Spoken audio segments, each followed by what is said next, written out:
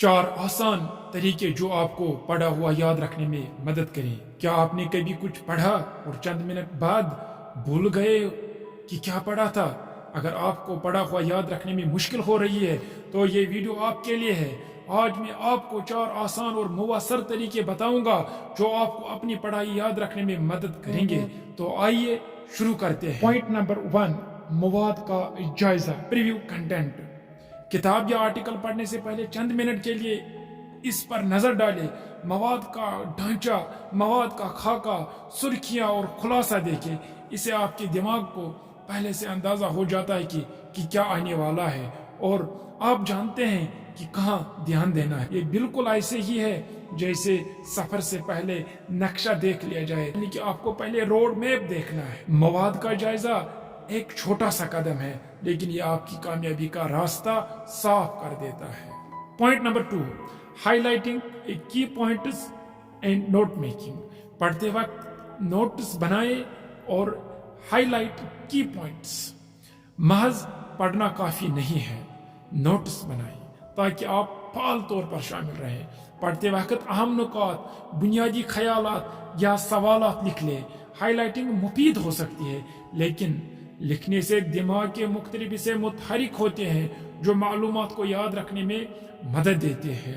मिसाल के तौर पर अगर आप तारीख की किताब पढ़ रहे हैं तो सिर्फ तारीखों को हाईलाइट करने के बजाय अपनी जबान में एक टाइम लाइन नोट बनाने से आप मालूमात को आसान, मुनज़्ज़म और याद रखने के काबिल बनाते हैं। यह अहम नुकात को आपके अपने अल्फाज में खुलासा करने का बेहतरीन तरीका है, बजाय सिर्फ रटने के।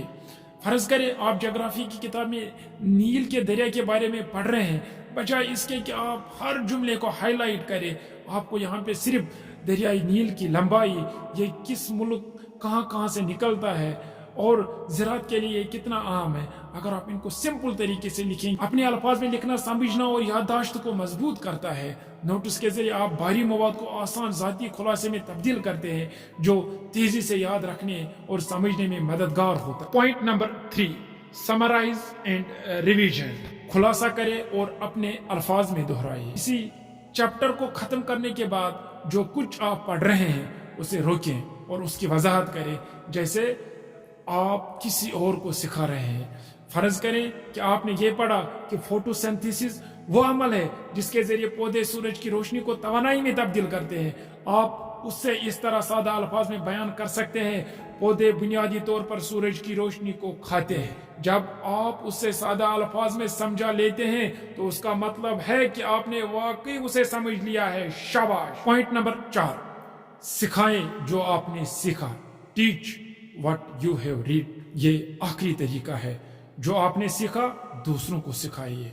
तहकीक से ये बात साबित है, किसी चीज को सिखाना उससे सीखने का बेहतरीन तरीका है। इस तरीके से आप अपनी मालूमात और अपनी यादाश्त को बेहतर बना सकते हैं। अगर आप किसी और को सिखा सकते हैं तो आपने वाकई सीख लिया है, चाहे आपका दोस्त सुनना चाहे या न। समझाने से यादाश्त मजबूत हो जाती है। आइए आज देखते हैं कि आपने कितना याद रखा। आज के वीडियो का जो अहम पॉइंट्स थे, वो पहला था कंटेंट प्रीव्यू, मवाद का जायजा लेना। दूसरी बात थी नोट्स और अहम पॉइंट्स को हाईलाइट करना।